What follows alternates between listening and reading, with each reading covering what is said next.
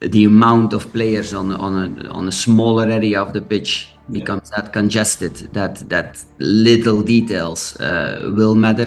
It goes more into how do we link the data with the video that we have? How can we use certain metrics to trigger players? I'm part of the coaching staff, but for myself, I feel it's a very hybrid role. And then you come into two conversations with two different players, and one goes, yeah, I would like a zonal player extra. And the other one goes, yeah, I like to be more full man marking. Yeah. So in the end, you can see that there's no right or wrong. Another piece of technology that we are looking at now is virtual reality glasses. It just makes it a little bit more realistic than just on the screen. We have a set piece captain that looks more to the bench when he feels that something is wrong, and obviously the players know I'm there. It's the fine balance between, okay, do we play short to create something, or do we put it in and then have less first contacts, which means less shots, but having higher rated shots if we have a shot. Hello and welcome back to the podcast, and today's guest is Yannick Euvrard. So Yannick is currently the first team set piece coach at Belgian football club Anderlecht. So in this conversation, I asked Yannick how he thinks about both attacking and defensive set play strategies. We speak about what Yannick gets up to in an average week and what a match day looks like, and also around different trends and maybe some future predictions when it comes to set pieces in football. So before we get into the video, I want to quickly ask you to subscribe to the channel if you haven't already done so. And if you do find value from this video, please do consider giving it a thumbs up. So the video is sponsored by Imply Online, which is a cloud-based video analysis software. More on those later. So let's get straight into the conversation and bring in Yannick. Yannick, welcome to the podcast. How are you doing today? Thank you. Very good, Chris. Thanks for having me, first of all. No, definitely. I appreciate you jumping on. We've actually been trying to get this a while, but you've had a busy schedule with your kind of fixture list and stuff. So I'm glad to finally speak with you, Yannick. So, set plays is something that I'm interested in myself. I have a personal interest in them. I wrote about them in a recent kind of newsletter I did. It feels like this season, at least to me, they have become a lot more in the spotlight, maybe a bit more glamorous. You're seeing set piece coaches like yourself on kind of Sky Sports when he pans over to the bench and stuff, and there's stats around set plays that people are talking more about. So to have someone on like yourself that does this for a living, hopefully we can learn something today. So what I will do first off, Yannick, that I normally do is I'm going to pass it straight over to you. Give yourself a little bit of an introduction for those that don't know who you are. Yeah, well, again, thanks for having me. It's a pleasure. I'm Yannick. I'm 39 years old. Football always has been the red wire through the family, actually, and through my life as well. My brother is also a head coach in first division in Belgium. And I myself and both my brother as well, we played at academy level in the first division club, Cercle Brugge, to become a professional football player at the age of 19. Again, as many, due to lack of playing minutes, I decided to take a step down to second division, where I still was a professional footballer. I played for Waregem, Wetteren, Leuven and Roeselare. Highlight in there was the promotion to first division with OHL. So that was a nice one to have. And at the age of 28, I decided to stop as a professional football player and combine a full-time job with playing at lower league football in Belgium. Yeah, nice. Because I want to get onto that, because you had a spell kind of working within more like a data analysis role, SQL, which we will come to, because I want to speak about that because it's linked to kind of data analysis role in general. So I had actually noted down about your brother. I was going to ask you about that. So I know you both kind of played. So who's the better footballer, Yannick, out of you and your brother? It's a difficult one, because in the end you have to say he got a better career than I had. And unfortunately, it stopped very, very brutally for him with a heart condition he had at the age of 30. He still has it, but he had to stop professional football. So I have to say he was the better footballer. I have to say that I was a better football player from a technical level, but he made it a lot further than I did. So I'll give him the credit for that. Give him that. Well, you're the better set piece coach, and I'm going to give you that one then. So perfect. So in terms of when you played then, Yannick, were you ever one of them players that kind of thought about set plays even in your mind as a player? Did you take them seriously then? Did you have an interest in them? And when did kind of it come to you that you wanted to focus on set plays? Because obviously there's a long time from playing to now. So yeah, where did that come in for you? I was in my time I was a taker, so obviously that was already a nice connection to set pieces. And I never thought, if you would have asked me, I never thought that I ever would become solely focusing on set pieces and would become a set piece coach. But it evolved. It evolved, and I love doing what I do.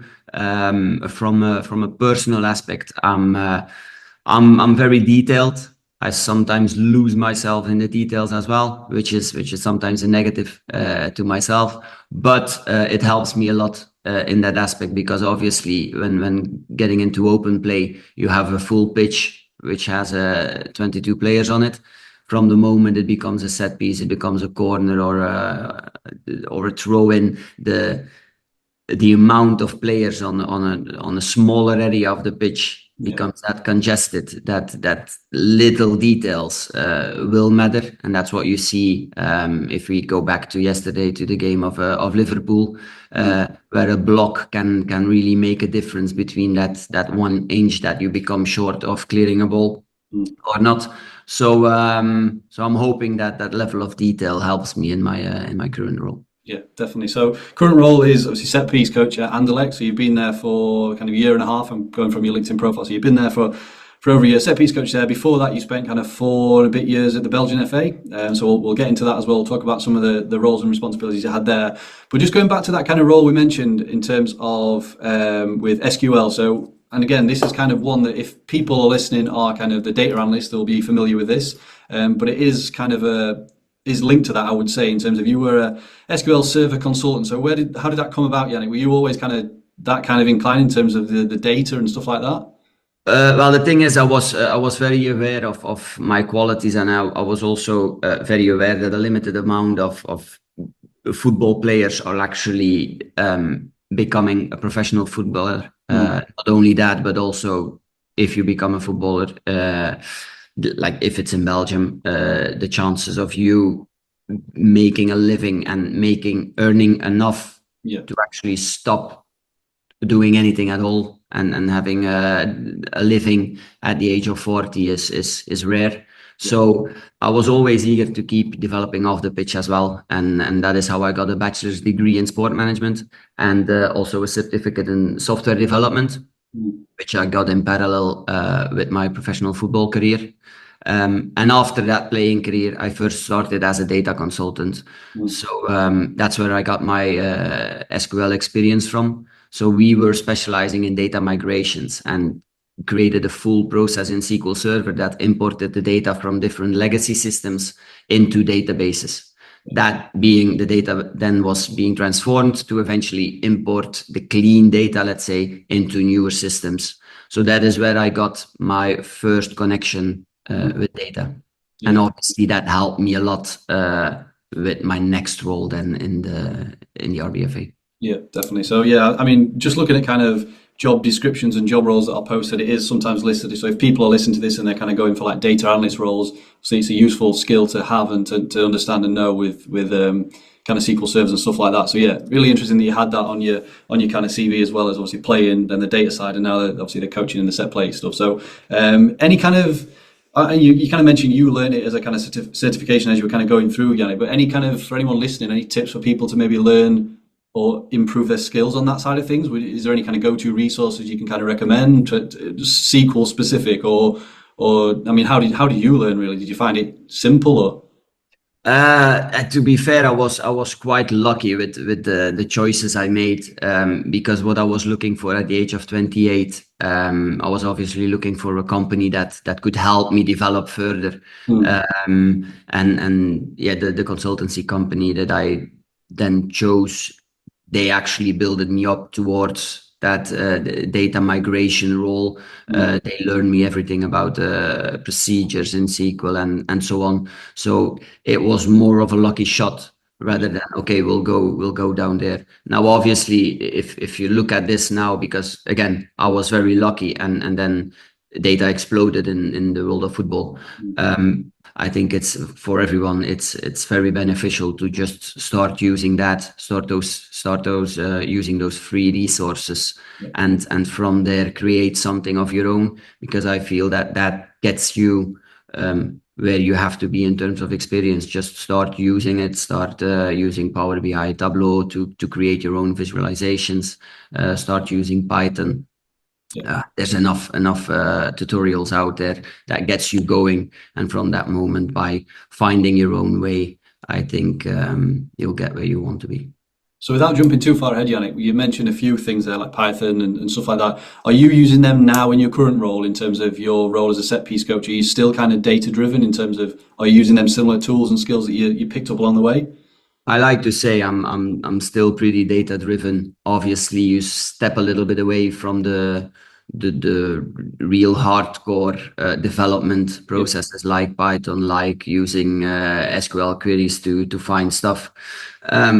But it goes more into how do we link the data with the video that we have? How can we use certain metrics to trigger players to show them, okay, listen, guys, this is the area that we want to hit. Why do we want to hit it? Because that's where the opposition seem weak, or that's where we are strong. So that's where we need to continue going. Okay, so I hope you're enjoying the video so far, but I have a really quick interruption for anybody with an interest in video analysis. So if that's you, please do click the link down below the video for In Play Online. So just to give a quick overview, because I think it'll be relevant to a lot of people that are watching this particular video. So In Play Online is a cloud-based video analysis software.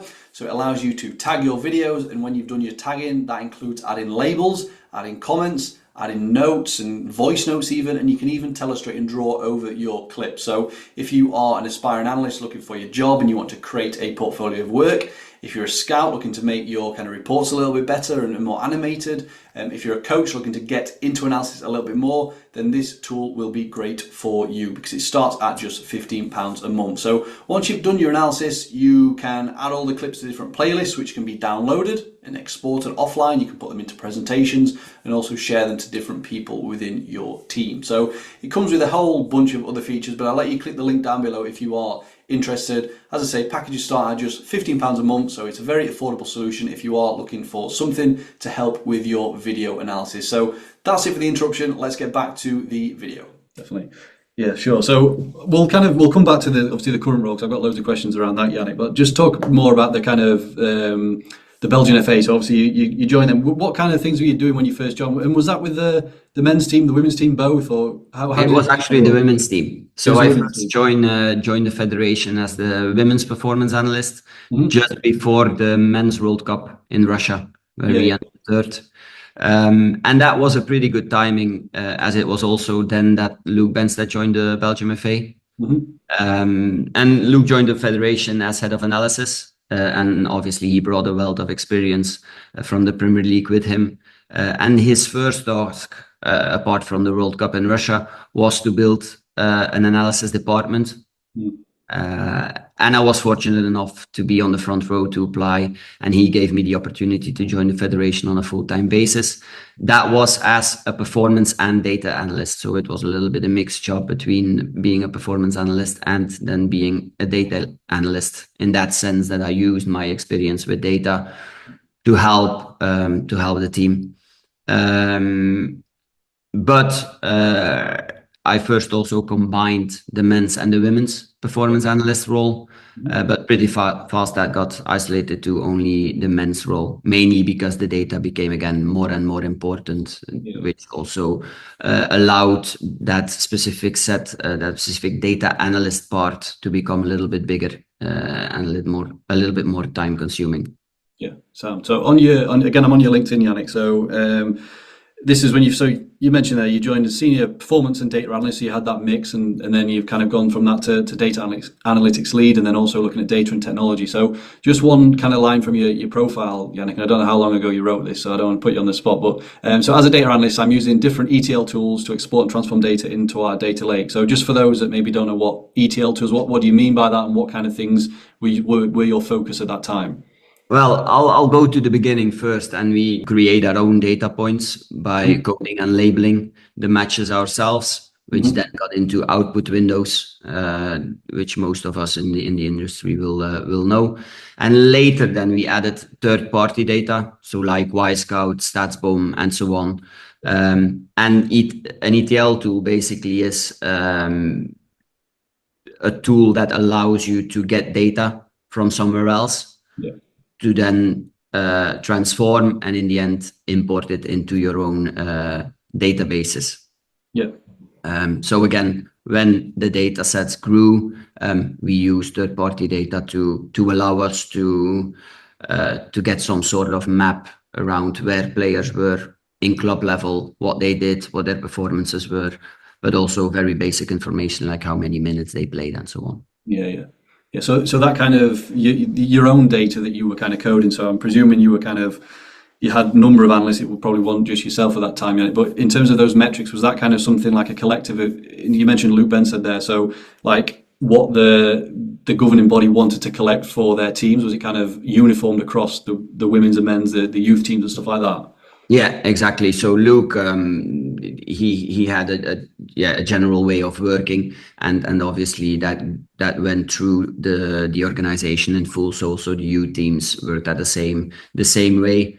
Obviously the men's first team, we were at that time with 3 analysts included, and we did really a lot in terms of labeling the opposition team, trying to database goals and chances and so on, and then trying to visualize that in a way that it becomes a little bit more interactive for the technical staff to see where do their goals and chances come from, and so on. Yeah. So were you traveling with the teams then, Yannick, or were you more of you were? Yeah. Okay, perfect. So, okay, interesting. So and you mentioned there was kind of, with the men's team, there was 3 analysts. So you were one of those 3, and then you were kind of integrated with the coaching staff. So that's interesting. So, let's kind of go. So from there, obviously after that one, you where you are currently in terms of Anderlecht. So I wanted to ask you, when you kind of joined them, was that an actual set piece coach role, or was it a coaching role that you've kind of then you kind of niched down yourself to make it a set piece role, or was it actually what they advertised for at the time? No, it was actually, it didn't got advertised, but I was talking to the analyst at the time, which is Gauthier van der Look, and he stated, yeah, we're still looking for a set piece coach. Would you be interested? Right. And as my role shifted a little bit in the Belgian FA in that way, that because the data grew, data sets became more important, all the data project became more important, I stepped a little bit away from the pitch. And obviously as ex-professional football player, you want to be as close to the game as possible. And Anderlecht gave me the opportunity to be on the pitch, which is the next best thing apart from being a player. And Brian Riemer called me, who was a former assistant coach at Brentford. So set pieces, obviously, there were a huge thing, and he wanted to create that same culture in Anderlecht. And that's how basically I got the set piece role. It was an ideal moment for me to have a taste of the coaching.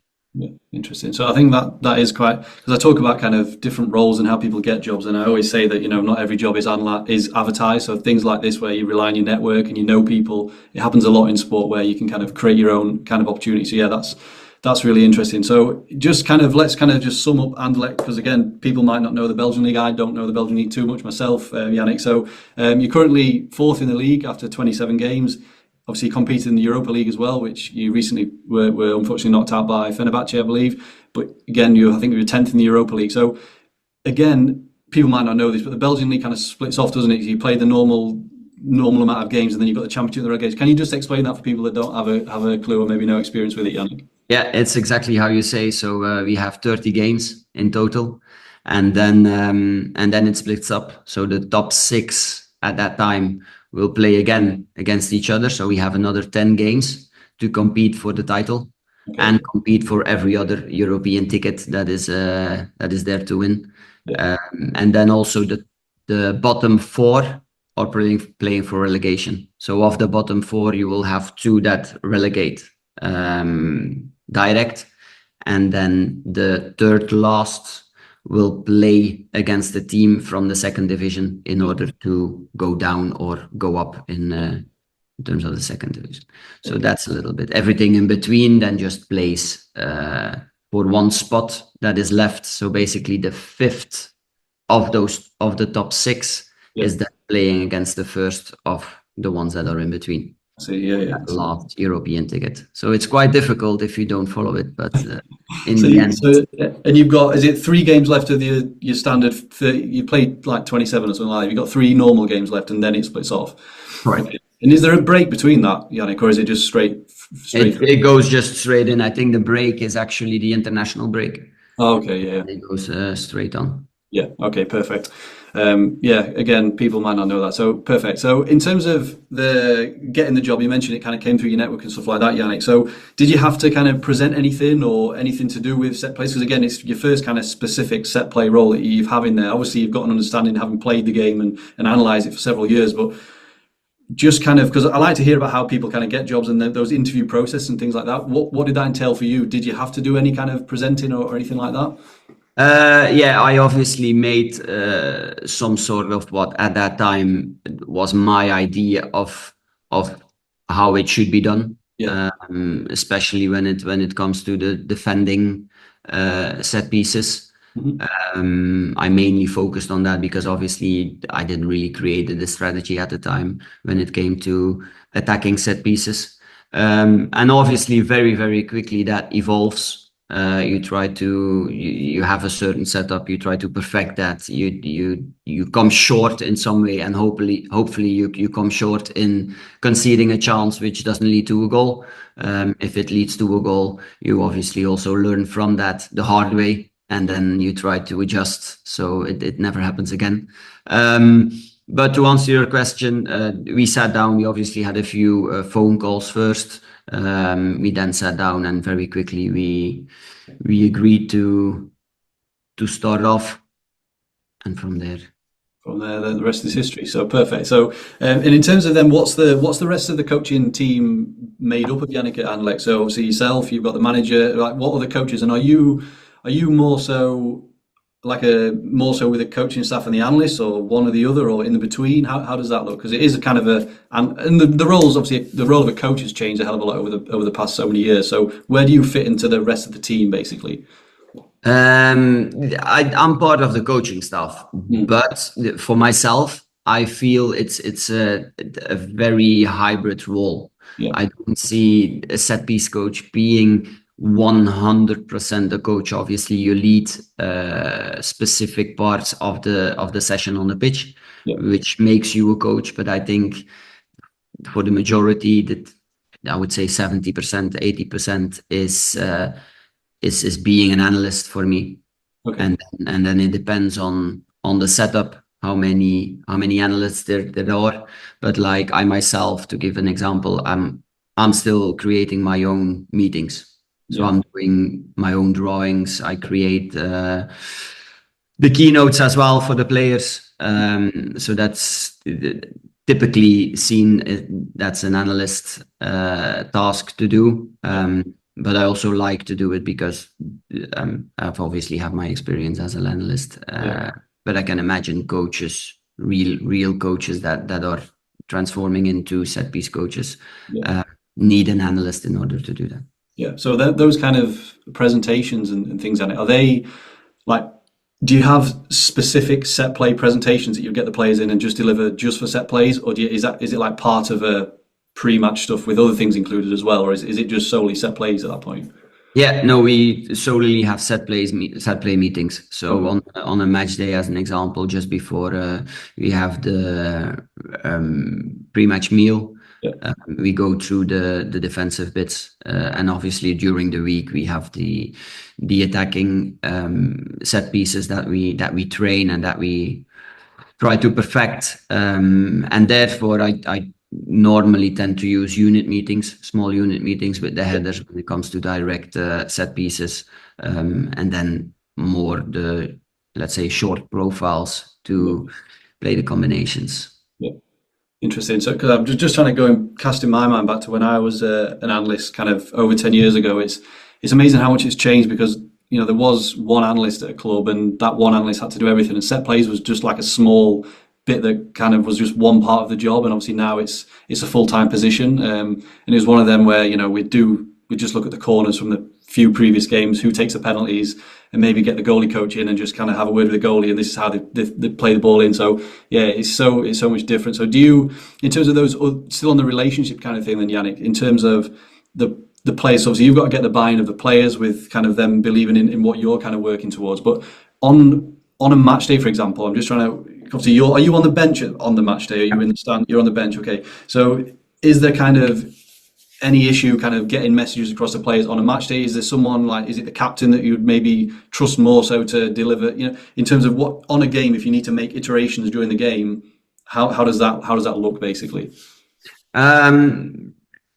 We have a set piece captain that Okay, that looks more to the bench when he feels that something is wrong, and obviously the players know I'm there. If they feel, let's say, insecure about their positions, obviously everybody now knows what their task is within a specific position.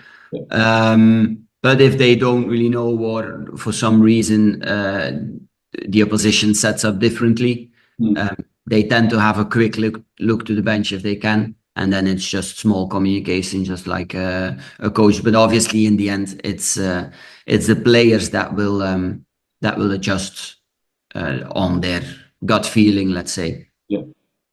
Seppi's captain in. So is that separate to the actual team captain, and that's just his? Is that different? It is, okay, perfect. Yeah. It obviously depends on if, for example, our captain Jan Vertongen is obviously someone who communicates very well, but it's sometimes better to have someone else, because then you, from a natural perspective, you'll have two anyway. Yeah, no, definitely. Yeah, I didn't think of it like that. Yeah, that's really interesting. That's really interesting. So, okay, so let's kind of talk.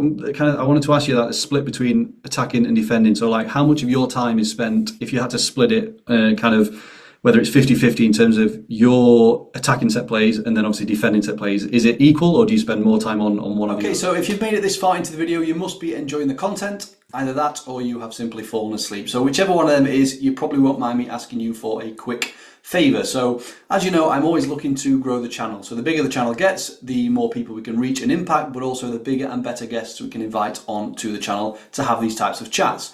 So with that in mind, if you haven't already done so, I would very much appreciate it if you did hit the subscribe button down below the video. The stats are showing around 25% of viewers are subscribed. So there's a big chunk of you that are watching the videos, but you haven't yet hit the subscribe button, but I will let you off because you can do it right now. It's free and it literally takes 1 second. So if you go down, click the subscribe button, it would mean a lot to the channel and help the channel to grow. So that's all for now. Let's get back to the video.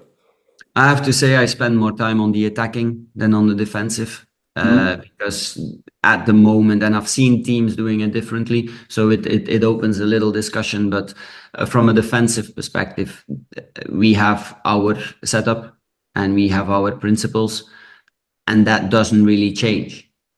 Now, compared to last season, we look a little bit more vulnerable. So it's definitely something to open a discussion, and I like to have these type of discussions with players. You can see as well, we conceded against Fenerbahce, and we conceded there as well. So we opened the discussion this week, and I said, listen, if there's anything you would want to change, what would it be? And then you come into 2 conversations with 2 different players, and one goes, yeah, I would like a zonal player extra, and the other one goes, yeah, I like to be more full man marking. So in the end, you can see that there's no right or wrong. It's just the preference of the player that sometimes decides what their feeling is, and you need to step away then and look at the bigger picture and tell, okay, listen, what are the profiles that we have? Why have we conceded that corner or that set piece? And then go from there, instead of looking, okay, shit, yeah, now we've done this or this wrong, so we need to adapt. While teams that, just like you would adapt your setup in open play to the specific weaknesses and strengths, it might be something you could do on defensive set pieces as well. But I feel that you will gain more in getting principles right, having clarified agreements on, okay, this is what we have to do in these and these certain situations, rather than changing it up every week based on the strengths of the opposition. Yeah. So what is that kind of style? What would you mentioned kind of man marking zone and stuff like that, Yannick? What is kind of you mentioned that defensive is pretty much set in stone somewhat. So how do you guys defend corners? What is your preferred method? Is it a mix of the two? Is it, Exactly. do you do the okay? So Yeah. um, just for those listening again, Yannick. So in terms of, can you just kind of break down maybe the pros and cons of zonal and maybe zonal marking in terms of the differences in how you might benefit from using that, but also why that might also be a downside as well? Well, we have a mixed setup, and the reason for that is that we're not a very, very big team. Okay. So you can see for the likes of Manchester City, they go full zonal, and it makes a lot of sense if you look at their profiles as well. Yeah. While then again, Arsenal changed actually this season to a near full man marking system. And again, also there it comes down to profiles. If you see how aggressive they are, how much intensity they have. So for us, I felt that a mixed setup where you have specific profiles, man marking specific players, not allowing them in key areas, and then you have those key areas occupied by your stronger players, let's say. That's a little bit the philosophy that we currently have. Yeah. And again, in that setup, there's no right or wrong. It's a little bit for me based on the player profiles that you have, and then obviously also on what players like to do, because you can have a very good header that doesn't really like to man mark. If you Yeah. put that kind of situation, like maybe it's better than to have an extra zonal player. Yeah, definitely. So, I don't know the exact kind of stat, but I've heard it said many times in terms of the percentage of goals scored from set plays, whether it's around the kind of 30% mark or whatever. So, I'm just kind of curious to ask how much time is spent training set plays. I'm sure it's probably nowhere near 30%, but in terms of that weekly on the grass time, like how much and are you delivering them sessions personally, Yannick? And basically, how much time are you spending on the grass solely on set plays? I try to push for a lot more, Yeah, obviously. And with the games going back to back from Sunday to Thursday, it's very difficult even for the manager to get to yeah, get time on pitch. So and then again, it comes down to recurring taking set pieces is also not good for injury rates and so on. So it's a constant battle between the manager, the medical staff, and then the set piece coach to get everything in. And you have to be obviously a little bit flexible in there. So when we cannot have time on the pitch, we try to use the time off the pitch through meetings, individual meetings, yeah, unit meetings, to get the understanding going. But to answer your question, in general, we have a match day minus one, obviously, where we try to implement the game plan for the next day, and that's preferably in a 10v10 in a match situation where sometimes the players that are mimicking the opposition are not aware of what we actually going to do. To get the real match situation and to also have a little bit of the feeling of what will work or what might potentially not work. Obviously, you always have players with the opposition that are clever enough to know more or less already what we are going to do. yeah, That's already something as well that we try to do. We try to be as clear as possible, like against a man marking setup from the opposition. We would generally have more or less the same structure to follow and more or less the same approach. yeah.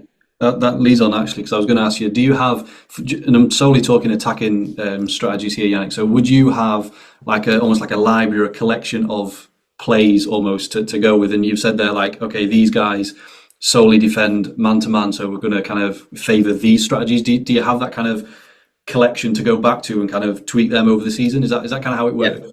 yeah, exactly. We have a sort of playbook, let's say, Playbook. with specific corners that are against a man marking setup, specific corners against a zonal setup. Then obviously I will have a best practice database as well, which will probably hold by today or tomorrow the Liverpool corner as well. Obviously, the Manchester City corner is in there as well from last season. Yeah, So that's what we generally will fall back on. yeah, yeah. Because obviously you've referred to a couple like Liverpool, Man City, and stuff like that in terms of the Premier League. So I'm presuming you are kind of getting inspiration from different leagues. Obviously, with the Europa League, you've kind of played against teams from several different countries. So are you having to kind of keep up with watching? I mean, what do you watch a lot of set plays? Then I would imagine, yeah, like from different countries. Yeah, you try to follow up. Obviously, again with the matches going back to back, it's very difficult to keep track of everything. It helps obviously that a lot of the set pieces nowadays are coming on Instagram and LinkedIn and so on. So it's good to follow up. It's also good to connect. We already spoke about networking. That's also how I got my current role. But in the next couple of days, I'll have a chat with the set piece analyst from Midtjylland as well, and that's how you try to keep up with the industry and to evolve as well as a coach. Yeah, definitely. So you are, I take it so your corners, attacking free kicks. Do you throw-ins as well, Yannick? In terms of are they part of your team as well? Perfect. So again, just for those listening, I will link some other relevant episodes because we have kind of had I think you're the fourth set piece related guest I've had on, Yannick. So I've had a couple of set piece coaches, set piece analysts, and then if you're counting throw-ins, Thomas kind of Grunemark, the throwing kind of expert as well. So I will link them down below. So I wanted to ask as well, Yannick, is there any kind of other factors to consider that might kind of change your decision making within a game, whether that be, the game state, like if you're losing, would you favour something over, something else, or how the opposition have maybe coped so far, or the players you've got on the pitch in terms of who can deliver what kind of ball? So, how do you have any examples of maybe how you have had a strategy but had to kind of change it or chose to change that depending on what's kind of going on in the game?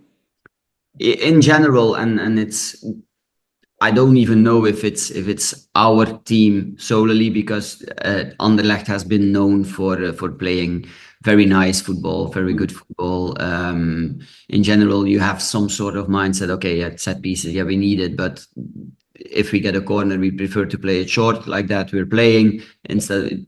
You need to make that a little bit sexy in some way. But what I feel with our players at the moment is when the fire is on, when you need a last minute goal, 90th minute, like things get tough, they tend to sometimes forget the game plan. So I end up falling back on something really simple, whether that is, as an example, an overload in the 6-yard box and just making sure that you have the 18-yard box, the second contacts on there covered, so that you fall back on something that is for them maybe less challenging. Yeah. Although I feel that when you get to a game plan and you execute it well, that still will give you the most likelihood of scoring.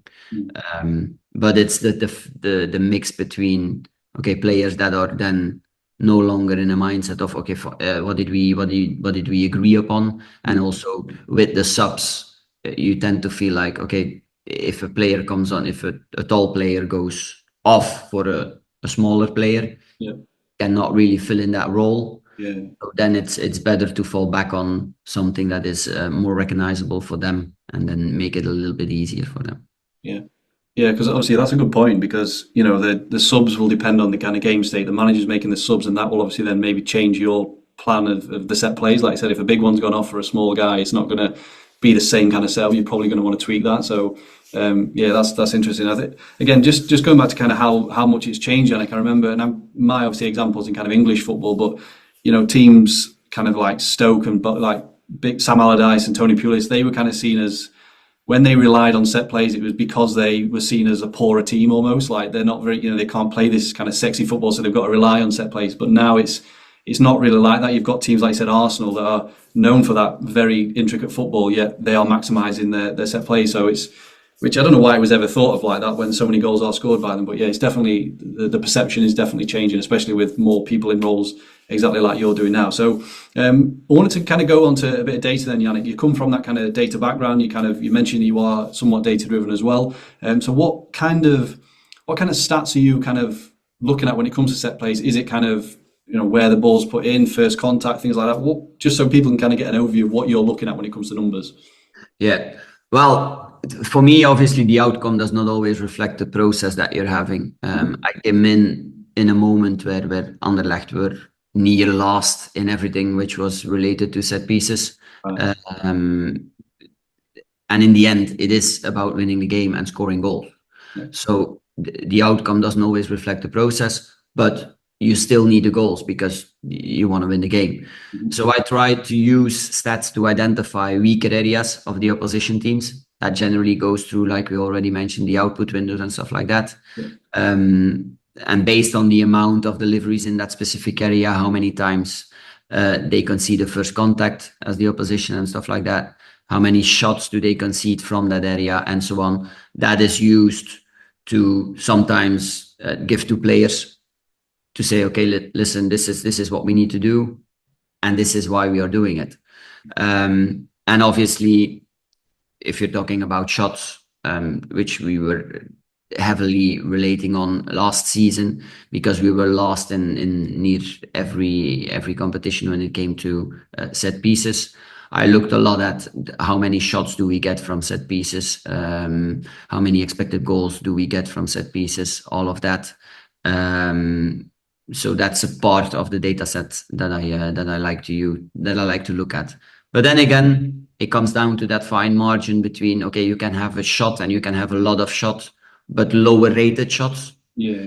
If you look at Arsenal, do they really have that many shots per corner?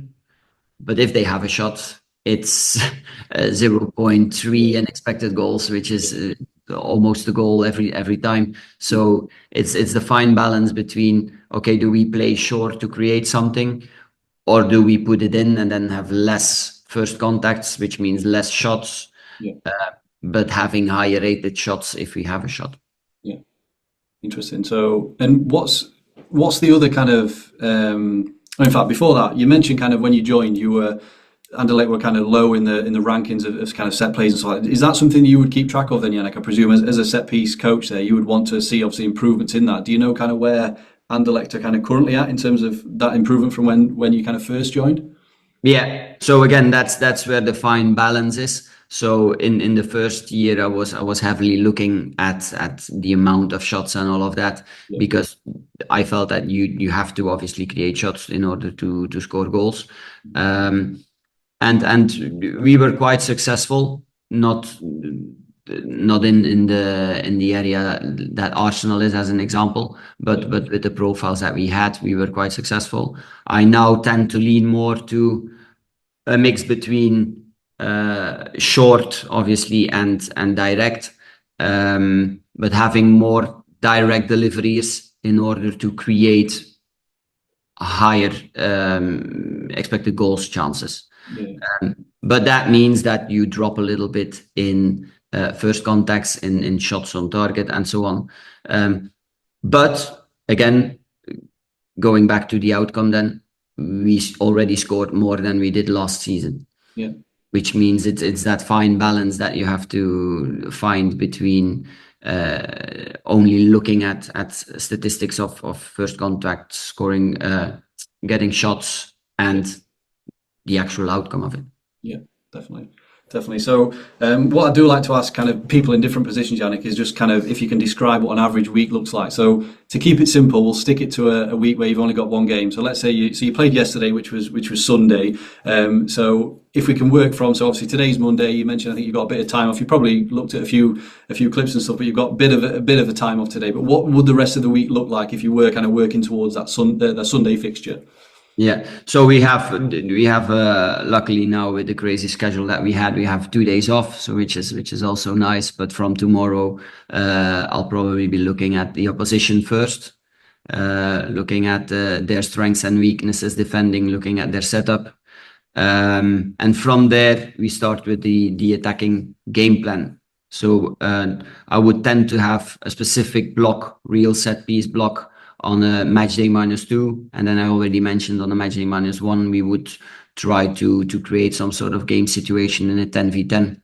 But on that match day -2, there's the block of 15 to 20 minutes where you can really deep dive into small details, whether that's runs in some way to create space, on direct corners, creating blocks, these type of things. Then what we also try to do to not have like, some players don't like finishing the training session with set pieces. So sometimes we try to split the group up and have a specific group doing set pieces and then another group doing something else. Or we try to mix it into a specific open play drill. If we have a 10v10 on an overload, then we try to get defensive set pieces in there, where the game then back evolves into normal play. So in general, in terms of my week, in the beginning of the week, it's the bulk is done by analysis, some small individual talks on the Sunday game that has been played, to perfect that situation, and then on match day -2, match day -1, we go on the pitch and try to work something out for the following match. Yeah, nice. So then in terms of match days, you touched upon it a little bit where you've said you've got a set piece captain and stuff like that. So you're sat on the bench. In terms of that pre-match, is it you do the presentation on the day of the game? Is that what you deliver before the game on the day, Yannick? Yeah, well, on a match day -1, we would have then the attacking set pieces, we do that then on the pitch as well. Then after the training session, I would go through it with the subs, obviously, or the non-starters. And then on a match day -1, we would have a team meeting solely on the attacking set pieces of the opposition. Yeah. And is there anything in terms of, I'm just trying to think what I've done previously in different roles. Like sometimes we used to have like a TV in the change room, and it just used to have like the set piece, kind of on loop. Like obviously you've seen on the bench when subs come on, the coaches are kind of showing them on the iPad. Is that kind of all covered, Yannick, in terms of, do you do stuff like that as well? Yeah, so my workflow is like I did it now because it was Union is a very big set piece team. So I already had the meeting in a loop on a match day -1. Okay. We have their set piece profiles also on a touch screen where they can touch the head and then see already their presence in front of the goal.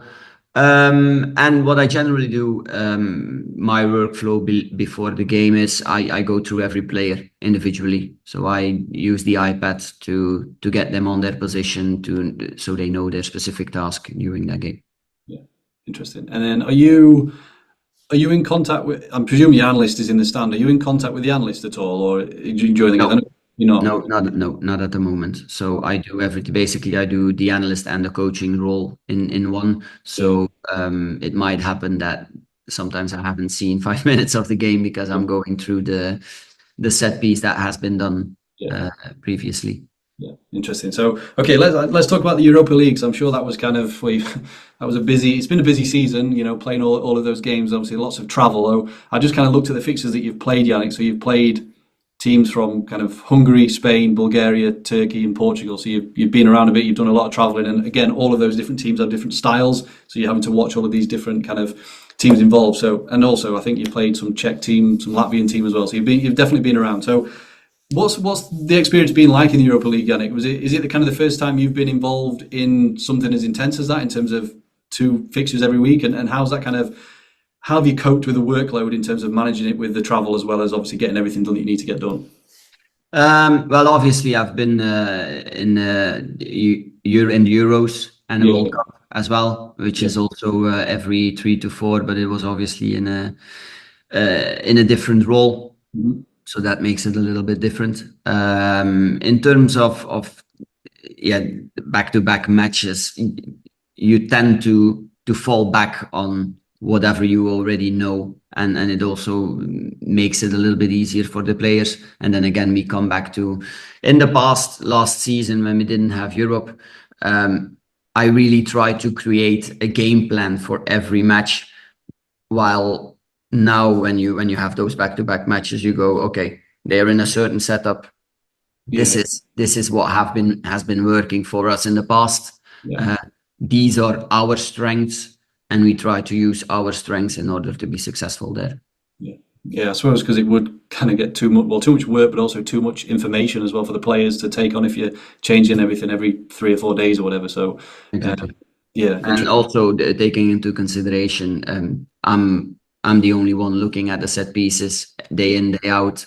but they also have to remember everything that the manager says and every situation in open play. So you need to consider that as a coach as well, obviously. So what are in terms of, we mentioned kind of the league splits off and the top six play, where do you need to finish to get which spots get European football next season then?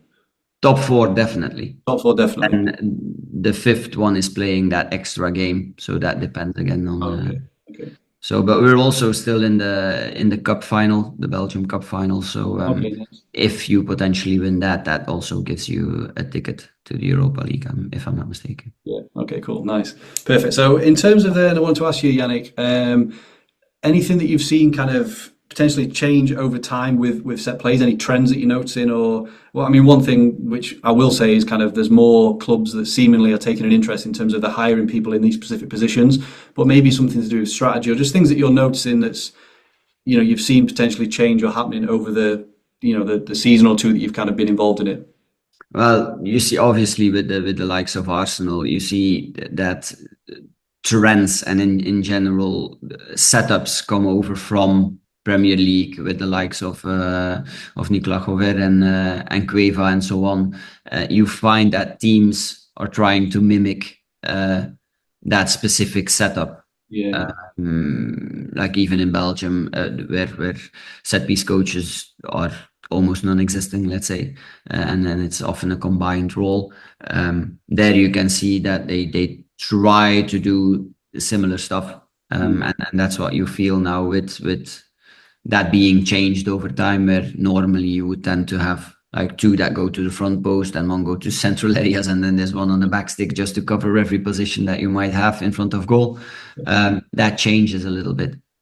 Yeah. So I forgot to ask you that actually. So you mentioned it there. Is there not many teams in Belgium where you say would have a specific set play coach? And Yannick, are you kind of one of a few then in that league? Yeah. I think I'm actually the only one, if I'm not mistaken. And obviously, you see the bigger clubs have a set piece analyst, but often it's still being coached on the pitch by one of the assistants that then combines that role.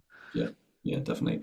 So sticking to kind of trends and stuff like that, Yannick, is there any kind of potentially predictions that you see kind of moving forward, and whether that be kind of changes in strategy, but also maybe differences with different technology and kind of whether kind of further down the line AI might play an involvement in kind of set play strategy? I don't know if you think about that at all, Yannick. Anything that you want to share on that?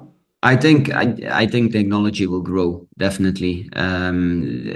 We ourselves are currently using a wall that can jump just for direct free kicks. It's from a German company, and it doesn't necessarily, it won't necessarily will give you that edge, but in terms of keeping players animated, this will definitely help. That I was with one of our players, and I know that he doesn't necessarily like to get 15 minutes of direct free kicks in, but because the wall makes it a little bit interactive and it makes it fun, and you have to push that button, and then it's about, okay, do I push the button just on the right timing to get him to block? That makes it a little bit more fun. So you see that players want to stay on the pitch.